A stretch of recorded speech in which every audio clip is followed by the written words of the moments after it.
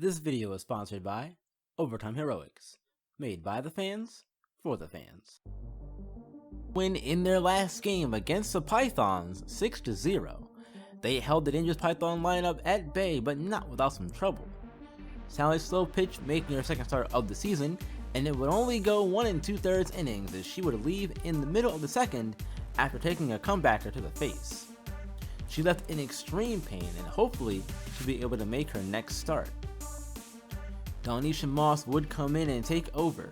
She ended up going 5 1/3 innings, giving up only 2 hits and striking out 2. Jackie Brooks finishes out the game on the mound for the Widows.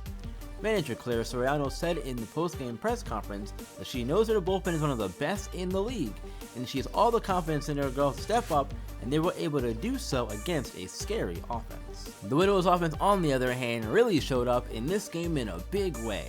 They get a run off of the starter Piper Patterson in the bottom of the second as Fatima de la Cruz breaks her struggles by hitting her first home run of the year, 391 feet over the short right field fence.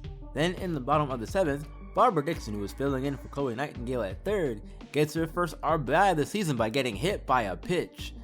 Then De La Cruz gets her second RBI on the day as she hits a fly ball into left field deep enough to get a sacrifice fly out.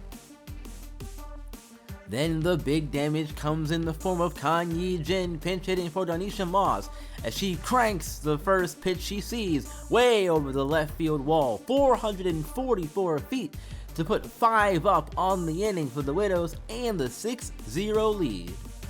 The Widows would hold from there and with the win, move back to 500 with a 4-4 record. Next up for the Widows is a 2-game series against the first place Justice. They're 5-3, while the Widows are in a 3-way tie for second with the Battlehawks and Pythons. With the win, however, they will be tied for first place.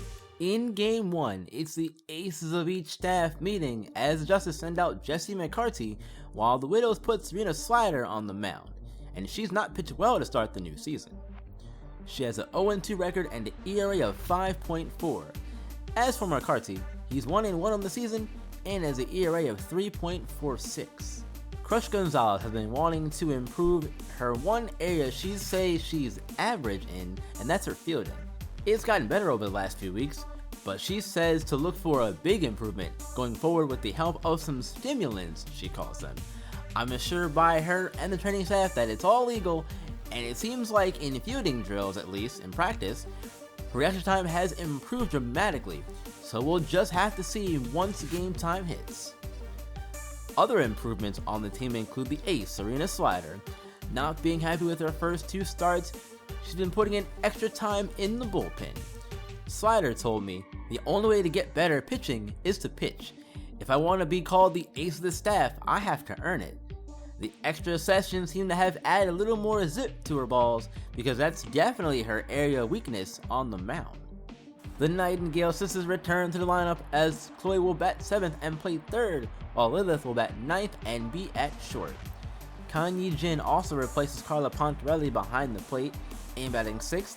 And finally, Gossie Colbert will give Fatima de la Cruz a day off as she takes over at 2nd and will bat 3rd. First batter of the day for the Justice is Mary Jane, and she grounds out to Nightingale at 3rd to begin the game. Jameson Presley's next, and he also grounds out to Chloe at 3rd.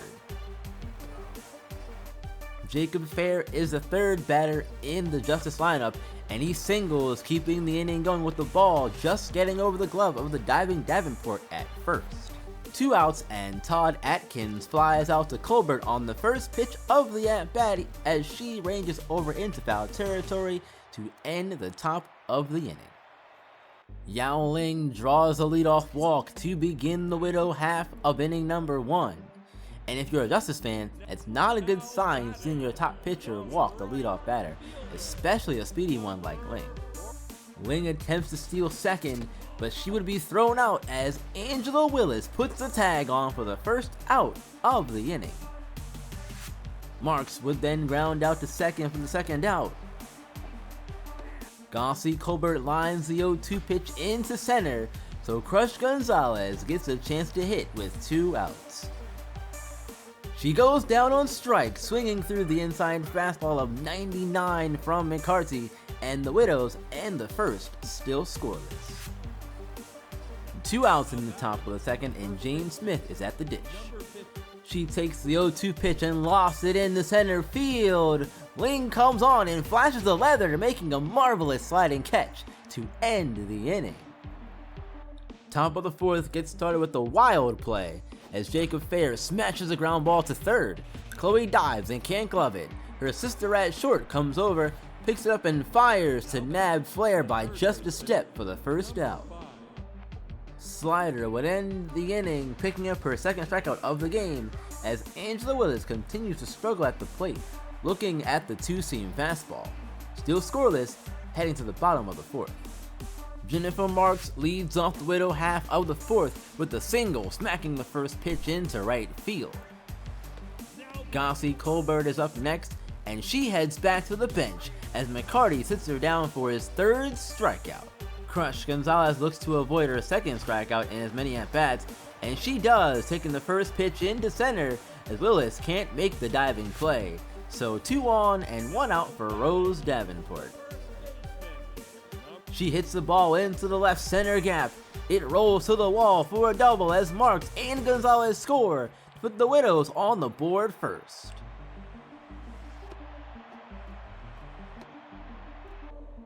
Bottom of 6, Widows still lead by 2, and Marks gets her second hit of the day with another single into center. After a Colbert pop out to short, Gonzalez hits a bloop single into right center, and Rose Davenport comes up again with another RBI opportunity. She would get 3 this time as she blasts the 3-1 into center for a 440-foot home run for her first of the year and her 10th RBI of the season. The lead is now 5 heading into the top of the 7th. Serena Slider continues her great day on the mound, starting the top of the 7th, striking out Jacob Fair for her 3rd of the game. The shutout is still on, heading into the 8th. Slider is still on the mound, and the Justice get to her as Daniel Bennett gets on, flipping a single into right as Mark slides in but can't make the catch in time. Stacy Thompson comes up, and the Widows defense continues to help out their ace as they turn the 5-4-3 double play to bring up Jane Smith for the Justice.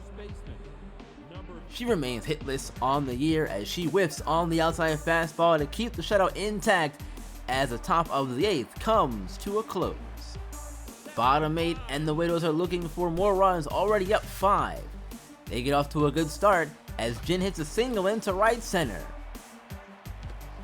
After Chloe Nightingale strikes out, her sister comes up behind her and picks up her 3rd hit, this one being another single back up the box into center.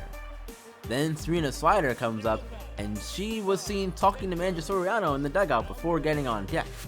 She's hitless so far in the season, but gets a big one here as she helps herself out, driving the 1-0 into left center all the way to the wall for a 2-out RBI double to make it 7-0. The inning looked to be over as Yowling hits a fly ball deep in the right field, but Fair misplays it, failing to squeeze his glove, so Ling reaches first. The inning finally comes to a close as Jennifer Marks grounds out to first. Top of the 9th, and Slider is still out there on fire and looking for the complete game shutout. She would first have to face Paul Johnson coming off the bench to pinch hit for pitcher Trevor Dawson. Johnson's batting .273 with a home run and 4 RBIs. She would get him to hit an easy fly ball to right field for the first out of the inning.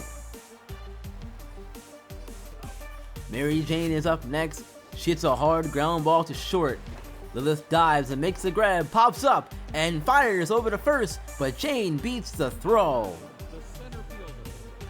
Lilith redeems herself though, as she takes away a base hit from Jamison Presley with the fantastic diving play for out number 2. She faces Jacob Fair next, and he draws a walk, so the game is not over yet, as Todd Atkins steps up 0 for 3 on the day.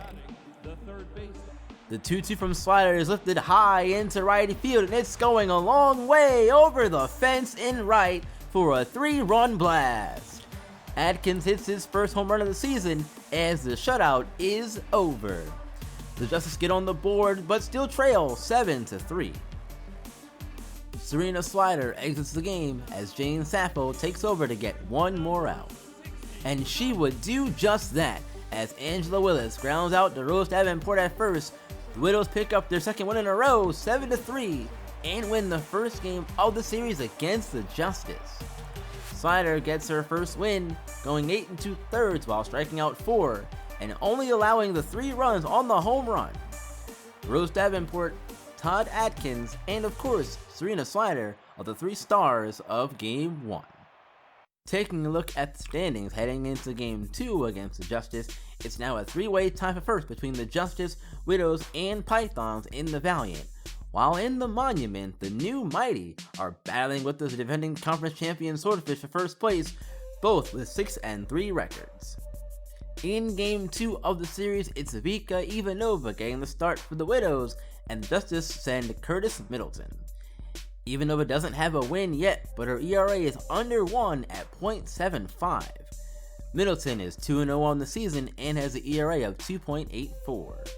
The team has released a highlight tape of Jane Sappho's best pitching moments of the season so far, and she's put in some extra work to hit higher speeds on the radar gun.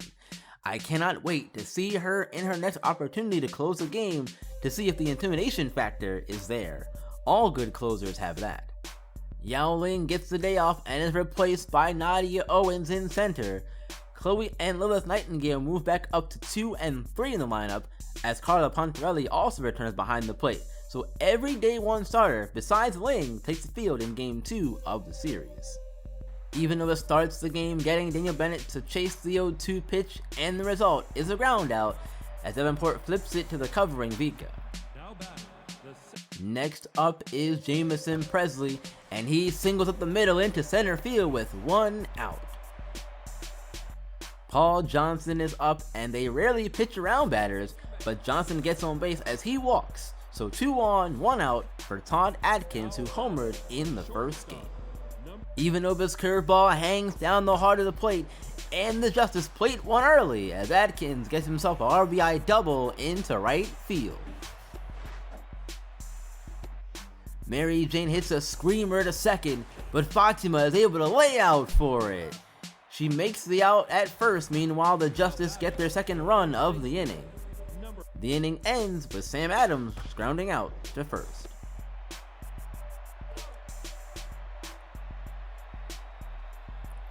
Top of the second, and Ivanova gets off to a better start as she strikes out Chris Anderson to begin things. He swings through the 2-seam fastball. Jane Smith gets on base as she singles up the middle into center. She wouldn't be on base long, however, as Pontarelli continues her great season behind the plate, throwing Smith out at second for the second out. Curtis Middleton softly lines out the De La Cruz at second to end their half of the inning. Crush Gonzalez leads off the bottom of the second inning, hitting a hard ground ball into center that barely gets by the diving Bennett at second. She would then get herself into scoring position, stealing second, just barely beating the throw. With Gonzalez on third after Pontarelli grounds out to a fielder's choice, Fatima De La Cruz cannot bring her home as she grounds out to second as the inning ends. Bottom of the third, Ivanova gets herself on base with the single, and the top of the lineup due up. Nadia Owens follows, reaching first with the walk after looking at a tough 2-2 strike beforehand. Chloe Nightingale also reaches as she singles into right field, so the bases are loaded with 1 out for Lilith Nightingale.